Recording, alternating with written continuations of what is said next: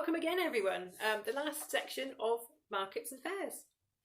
We start with Bradford Leigh Fair, and this is 200 Years of Trade, Revelry, Wickedness and Vice by Robert Arkle, who published it in 2018.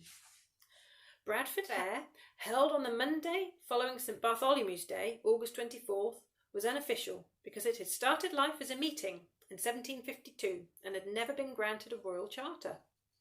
It was held on Bradford Leigh Common, which lies just over a mile north of the town bridge on the Corsham Road.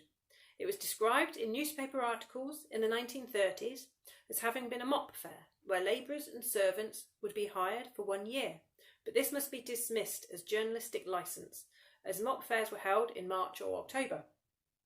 There were no contemporary references, as there are to local hiring fairs of Chippenham, Wootton Bassett, Cricklade, and also, as we know, Marlborough. During the 19th century, Bradford Leigh Fair was the biggest event in many people's social calendar, with dates reckoned relative to it. Even the date of switching on Bradford-on-Avon street lighting in 1880 was given as the Saturday preceding Bradford Leigh Fair. The Reverend Wilkinson's History of Broughton Gifford, written in 1859, recorded, "The neighbouring fair at Bradford Leigh used to be much frequented and was generally accompanied by mischievous midnight revelry." Goodness me. So again, sounds quite an exciting place to be. Fairs established by charter often allowed celebrations on more than just the Saint's Day, quite often starting the day before, the vigil, then the day itself, the feast, and then the next day, the morrow. Bradford's factories shut down for 2 days of holiday for the uncharted Bradford Leigh Fair, but the fair went on for longer. In 1857, the sale of stock and cheese was advertised for Monday, with the pleasure fair on the Tuesday, but stalls and booths were set up from noon on the Thursday before the Monday of the fair, and the fun fair continued until the Thursday after, so quite a few days then. The pleasure fair took over the area set aside for stock sales as soon as they were completed. Bradford Leigh Fair was best known as a pleasure fair, and is listed as such in contemporary almanacs like Owen's List of Fairs. It went from strength to strength through the 19th century, whereas the pleasure fair at Melksham's Fair, held a month earlier, was described in 1841 as scarcely worth notice. Year after year it is getting less, with fewer respectable people noticing it. The types of entertainment can be pieced together from newspaper articles, descriptions of Kingsdown Fair, and the records of the diocesan missioner. Alcohol has to top the list, accompanied by music and dancing. Cake and gingerbread stalls were very popular, together with attractions which are still staples of fairs or fetes today: coconut shies, rifle shooting, hoopla, red sport and darts. Exhibitions of freaks of nature were popular, with strange animals in 1863, giants from Yorkshire in 1879, and a headless woman in 1937. The rides were also not out of place today: swing boats, roundabouts, chair-aplanes and the helter-skelter. In 1955, the helter-skelter was so tall that it was visible from the Holt Road. Quack doctors and dentists plied their trades. Theatrical shows, usually depicting scenes from history, are mentioned in the pitch rates of 1869. Menageries became fashionable, and the description of Trowbridge Fair in 1863 attempts to capture the voice of a showman, extolling its desirability with the phrase, "an extraordinary collection of animals." In 1878, Bradford Leigh Fair's menagerie is described as being of rather mediocre quality, whilst in 1879 performing seals and wonderful walruses were on display. Circuses followed on from the menagerie, and in the 20th century were joined by dodgems and speedway. I don't know whether anyone's heard the tale of the menagerie that was moving along, and at Winterslow, lioness from it escaped and attacked a horse and carriage. Quite an interesting tale, that one. Boxing was popular with the locals, trying to win money by going up against professionals. In 1936, a Bristol boxer offered £1 to any person standing up to him for 6 rounds. Several were able to do so.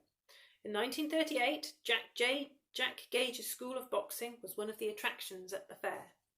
We know that there was horse racing because in 1815 a prosecution was brought against a Bath printer who had printed handbills in 1814 advertising racing at Bradford Leigh Fair with prizes less than £50.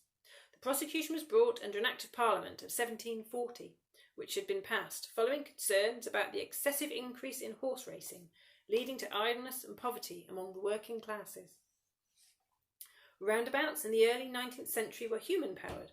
Trowbridge's Fair of 1866 had a horse racing machine and barrel organ simultaneously set in motion by manual labour. By 1875, Bartlett's steam circus had arrived in Trowbridge, and there was a steam roundabout powered by a pretty little portable steam engine instead of shapeless wooden whirligigs propelled by boys or grinders. In 1904, although Bradford Leigh Fair was but a ghost of its former self, it was reported that there was much organ playing and gong beating. By this time, organs were incorporated into the fairground rides and attractions. Devizes fairground promoter Jennings had purchased the Galloping Horses ride in 1903, and this attended Bradford Leigh Fair in 1914. The Wonderful Wales ride was recorded at Bradford Leigh in 1922, 29, 30 and 33, powered by the Prince of Wales barrel traction engine. The writer Mary Wiltshire recalls these rides in her book We Who Come After, when she described them as revolving whales with wild green eyes, in which one careered madly. Electricity contributed to the development of more exotic rides, with electric lights transforming the nighttime appearance of the fair. Fairs were early adapters of new technologies, so they were often places where the man in the street experienced photography. The earliest reference at the fair is in 1863, magic lantern shows, mentioned at the fair in 1866, and films via cinematograph or bioscope and electric lighting for the first time. A freeholder's notice of 1787 is one of the first indications that the fair had its downside. It refers to a great number of loose, idle and disorderly people assembling themselves together, where all sorts of wickedness and vice is carried on to the terror of His Majesty's subjects, and the evil example of sober and industrious people. Lives were at risk until they'd made their purchases, and sellers were at risk once they'd made a sale.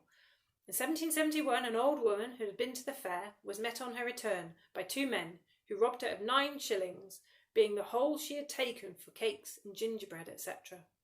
Things seemed to become less violent as the 19th century progressed. In 1838, it was reported that various petty misdemeanours, usually the attendant of our fairs, were perpetrated and the parties taken into custody.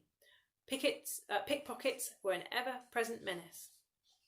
Alcohol availability combined with entertainment seems to have been a winning formula which contributed greatly to the success of the fair. The placement of drinking booths and drinking standings at the top of the pitch rates in 1869 indicates their importance as revenue earners for the lessee of the fair. The Good Templars had taken over Bradford-on-Avon's Temperance Hall in Sladesbrook, built in 1845, and by 1877 they were organising day trips to coincide with the day of the fair. The 1879 Weymouth outing, including a trip to Chesil Beach and Portland. And transport from Bath was provided by packet boats as early as 1808. Boats left Bath at 9 and 10 a.m. and returned at 6 p.m. In 1838 the following comment appeared: "The fineness of the day and the facilities of conveyance by Parker's commodious and swift boats attracted an immense throng from Bath and its neighbourhood, all the way to Bradford Leigh." In 1882, the Bishop of Salisbury reached out to the drovers, showmen, hawkers and gypsies who followed fairs by appointing a missioner to fairs. The missioner had a caravan and followed 26 fairs in Wiltshire and Dorset. The missioners seem to have become minor celebrities, publishing accounts of their work and being featured in magazine articles.